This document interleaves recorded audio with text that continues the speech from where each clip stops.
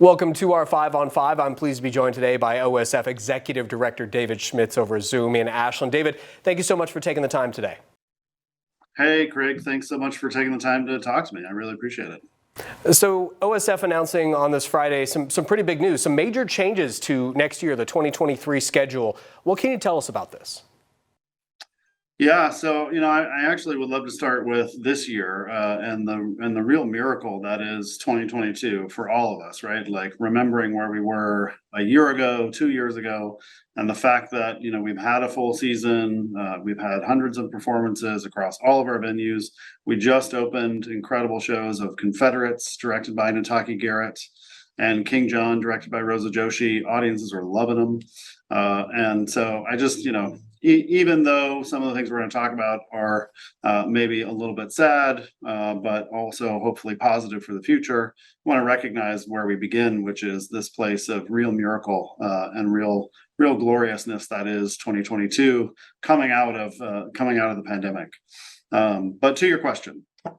While it has been a miracle, I think what we've really come to understand is this recovery is going to take a long time. We are seeing it across our industry, and it's really happening with attendance. We're seeing attendance across all theater industry and across many other industries to be significantly down.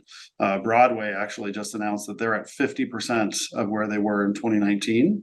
And actually, just before I got on to talk to you, they announced that Phantom of the Opera, which is a show that's been running on Broadway for decades, is closing actually in February. So it's happening across our industry. I have friends who are looking at 10 or 20% of where they were in 2019. OSF is actually fortunate to be at 46% of where we were in 2019. But unfortunately, that requires us to be really intentional with how we think about the future. And that's what some of these changes are about.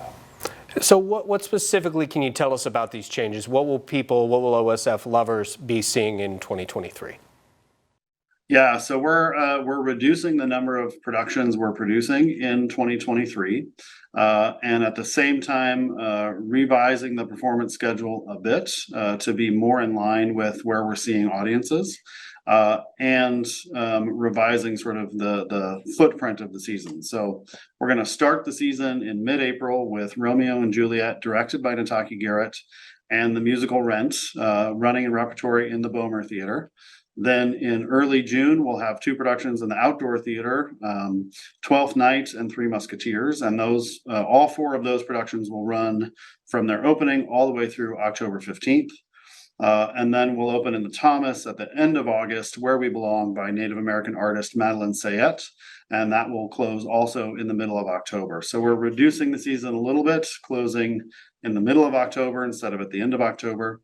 And then to really match our performance supply with our demand a little bit better, we're going to be dark on Mondays and Tuesdays. So we'll have performances Wednesdays through Sundays. Okay, we're going to take a quick commercial break. We'll have much more with David in just a moment. Stay with us.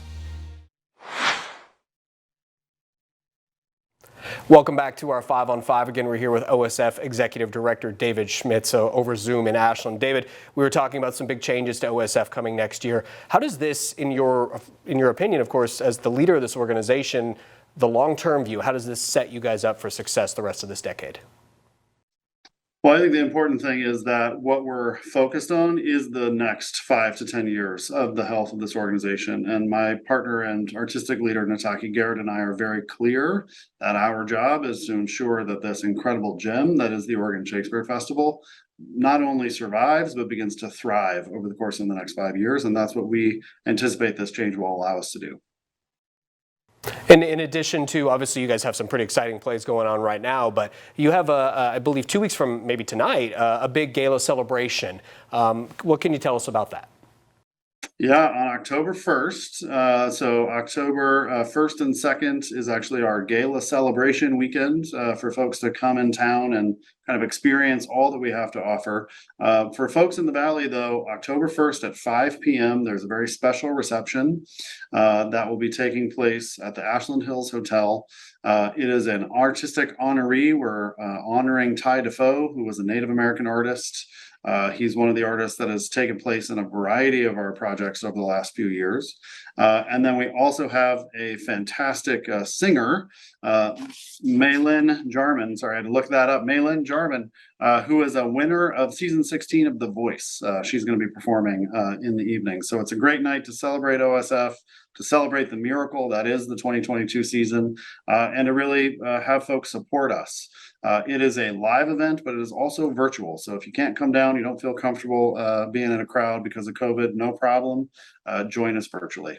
And the last thing I'll just say, Craig, is for people, if they want to support the festival in this difficult time, come to see plays. That is the #1 way folks can really help us. Very good, David. A lot going on right now, and I know our OSF fans are so excited to hear this all directly from you. Thank you so much for joining us. Absolutely. Thanks so much for taking the time. And please, folks, come to the theater. Stay with us. We'll be right back.